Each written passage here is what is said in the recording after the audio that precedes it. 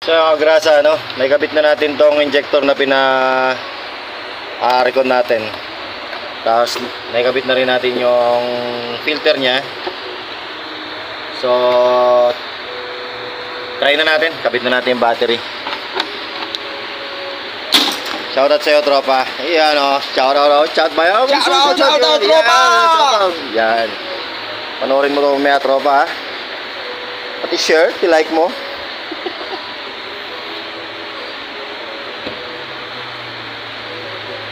So ang nakita natin kagrasa, no, hindi pa tayo. So hindi na natin ginalaw yung pressure pump muna, mga grasa, kasi dito pa lang sa injector niya kanina basang-basa na, no. So yung leakage talaga nakita natin dito galing. Yan. Shoutout kay Boss Roger.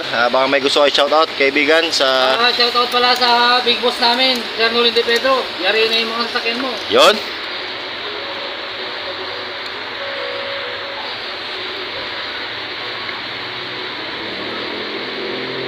So pagkakabit ng battery, mga grasa. So dito na tayo.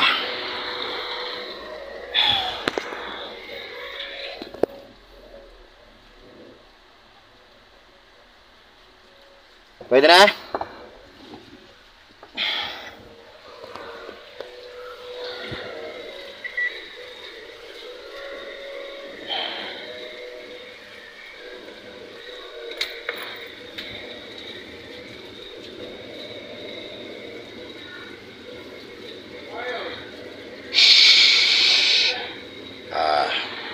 Buburahin muna natin, no. Magbubura muna tayo ng code niya, yan.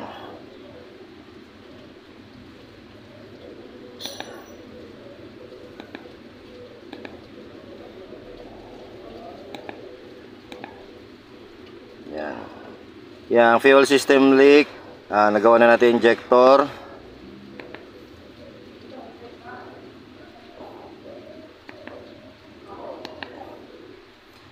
The vehicle is code is defining by the manufacturer. Please back up, select another. Okay. So, balik na tayo.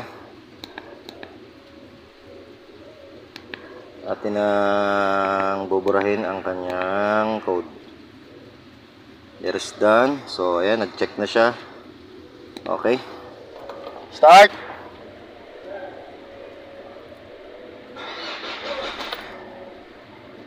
Bakit?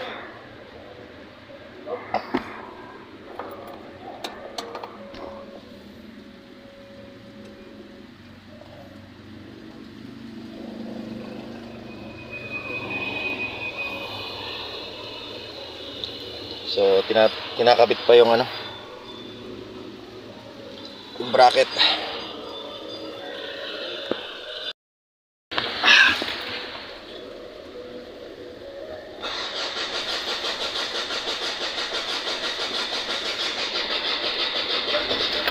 Yan na.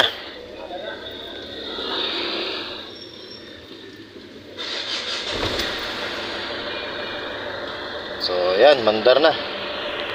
So kaya nag-hard start kanina, ano, umakit pa yung gas kasi nawala na laman yung common rail natin, eh. So wala na rin siyang check engine.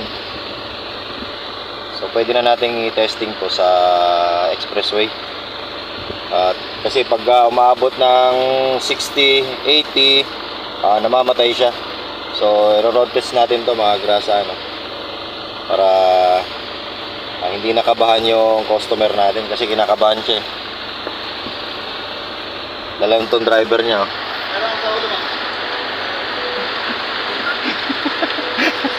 Kakabahan ka pa ba? So ayan, no check engine na, nabura na natin. So wala na siyang code. Ayan, nag-check na siya. Labo. Ayan. So mumurahin lang itong scanner ko, pero nakakagawa pa to, no? Nakakabasa pa to ng katulad nitong mga diesel na sakyan, no? Madalas siyang basahin diesel. So sa gasoline, hindi siya. Pang diesel lang talaga siya.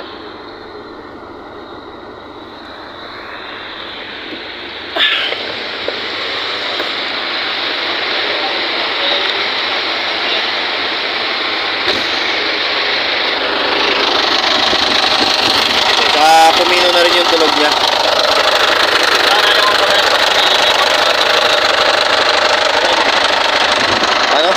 Paano?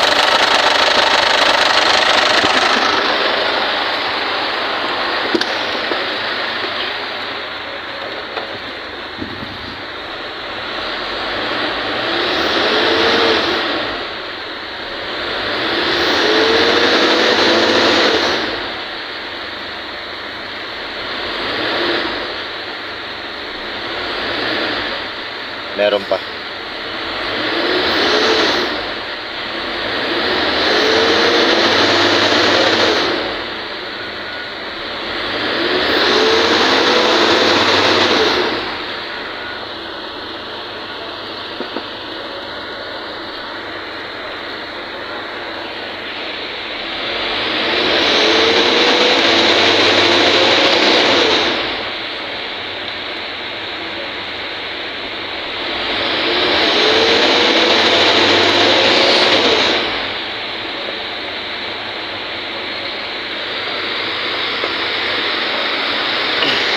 Okay na.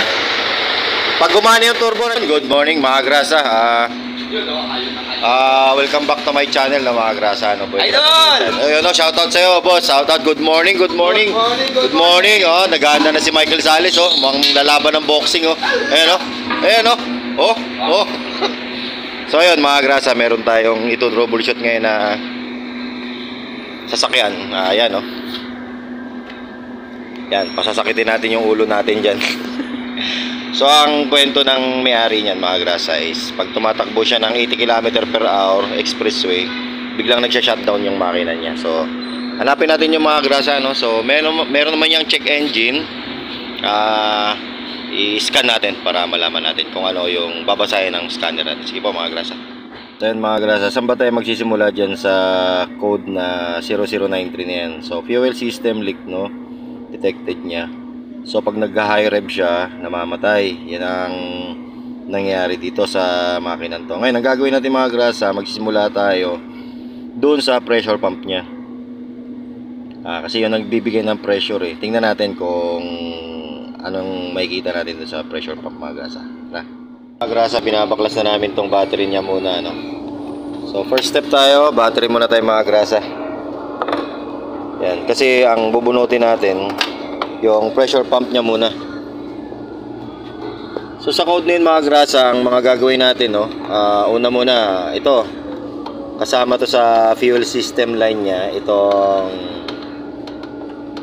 pit pump niya, no?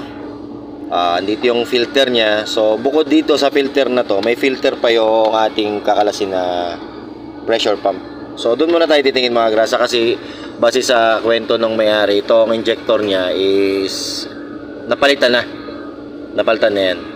So doon muna tayo sa pressure pump tsaka dito sa filter. Mga grasa, no, pagbukas namin, no, ayan, no, may nakita kami isang injector. So nagli-leak siya, no, namamasa-masa, di katulad yung iba. Ayan, no, yung iba, oh. Ito yung tuyo, oh. Yan. So meron tayong nakita, yan. So 70%, no, ang diagnose namin baka dito, no, sa injector na to, no? So babaklasin na rin natin tong feed pump niya para mapalitan din natin ang filter. So nakalas na natin yung isang injector niya, no. So basang-basa siya, oh, magmula rito hanggang doon sa dulo. Yan dapat po kasi yan mga grasa, tuyong yung lugar na yan. Yan, tuyo dapat yan. So ang nag-cause ng leak niya dito sa ano. So mga grasa, may napansin lang ako kanina nito, no. Ito maluwag to, oh. Pagkalas namin, ito maluwag. Itong tornilyong to. So ganun pa man, para makasigurado tayo, so ipakalibrate natin to, no, sa calibration. So tara mga grasa.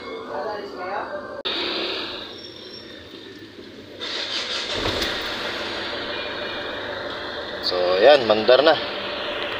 So kaya nag-hard start kanina, no, umakit pa yung gas kasi nawala na laman yung common rail natin, eh.